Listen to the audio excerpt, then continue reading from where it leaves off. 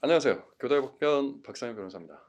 경찰은 올해 들어서 급증하는 대면 편취형 이른바 보이스피싱 범죄를 근절하기 위해서 단순 수거, 전달 행위자에 대해 대가성, 반복성 등을 고려해서 중한 사안에 대해서는 구속 수사하겠다라고 밝힌 바가 있습니다. 자, 집중 단속에도 불구하고 여전히 보이스피싱 범죄 발생이 수그러들지 않고 있어서 더욱 강력한 대응이 필요하다라고 보기 때문에 그렇습니다. 자, 오늘은 보이스피싱 사건과 관련해서 이번 주에 영장실질심사에서 구속영장이 기각이 됐던 실제 진행하고 있는 그 사건을 소개해 드리려고 합니다. 자, 우선 구속영장 실질심사에 대해서 개략적인 내용을 알아야 되겠죠. 뭘 자꾸 실질이냐, 실질이 뭐냐, 이게 좀 아리까리 하신 분도 있을 것 같은데, 구속영장 실질심사는 검사가 판사에게 구속영장을 청구했을 때 판사가 피의자를 직접 신문해서 구속 여부를 결정하는 그 절차를 얘기합니다. 자, 이른바 구속 전 사전에 피의자를 신문하는 절차라고 해서 구속 전 피의자 신문이라고도 하죠. 자, 형사소송법 제201조의 제1항에서 영장에 의한 체포, 긴급체포, 현행범인으로 체포, 즉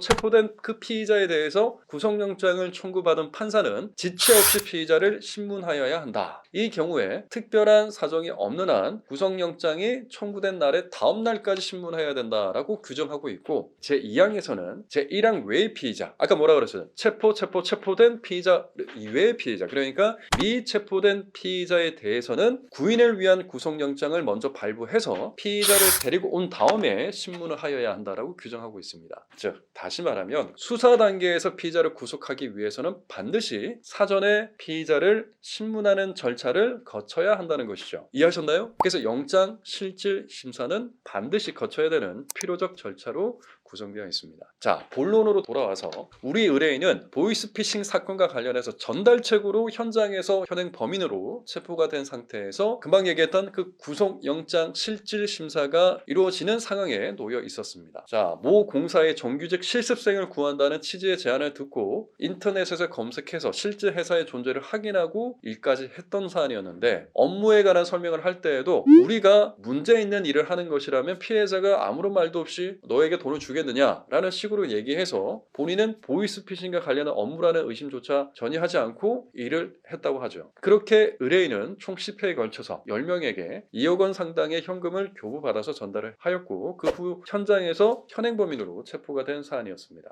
의뢰인이 체포가 된 상황에서 그의 어머니가 긴급하게 밤늦은 시간에 연락을 주셨고 우리 펌에 내방하셔서 사건을 진행하게 되었던 것이죠. 앞서 설명드렸던 것처럼 체포되어 있는 피의자이기 때문에 특별한 사정이 없는 한 뭐라고요? 구속영장이 청구된 날에 다음 날까지는 신문을 해야 합니다. 또한 실무적으로 구속영장이 청구가 되면 80% 이상은 구속영장이 발부가 되는 것으로 이어지기 때문에 상당히 부담감이 큰 상황이기도 했지만 동시에 상당히 불이 나게 움직여야 했던 급박한 상황이었습니다. 물론 야근은 확정이죠. 다음날 오전 일찍 의뢰인이 체포되어 있는 유치장으로 출발했습니다. 변호사 접견을 통해서 체포된 의뢰인을 만나서 자세한 사건 경위를 듣고 유리한 부분과 불리한 부분을 명확하게 정리를 해서 영장 실질 심사에 대한 가이드라인을 제시해드렸죠. 의뢰인의 나이, 사회 경험, 그리고 보이스피싱 주범과 처음으로 접촉했던 그 순간, 그리고 그 이후에 주범으로부터 범행 지시를 받았던 구체적인 내용, 그리고 피해자와 직접 대면할 때 우리 의뢰인이 보였던 행동이나 말들, 예컨대 직접적으로 자신이 나는 땡땡은행 직원이다 라는 말들을 했는지, 아니면 직접적으로 우리 의뢰인이 피해자를 현혹할 만한 어떤 언사를 내비쳤는지 등을 면밀히 분석해서 보이스피싱, 그러니까 사기 방조에 대한 고의가 없었음을 집중적으로 부각하자라는 내용으로 소송 전략을 가져가기로 했죠. 실제 영장 실질 심사에서 이와 같은 점들을 바탕으로 피의자의 범죄가 충분히 소명되지 아니했다, 그리고 주거가 일정하고 도망갈 염려도 없을 뿐더러 나이가 어린 친구이기 때문에 부모님의 계도하에 충분히 모범적인 생활이 가능하다, 즉 갱생이 가능하다라는 점 등의 내용을 변호인 의견서에 꽉꽉 담아서 적극적으로 해명을 했죠. 그 결과 구속영장은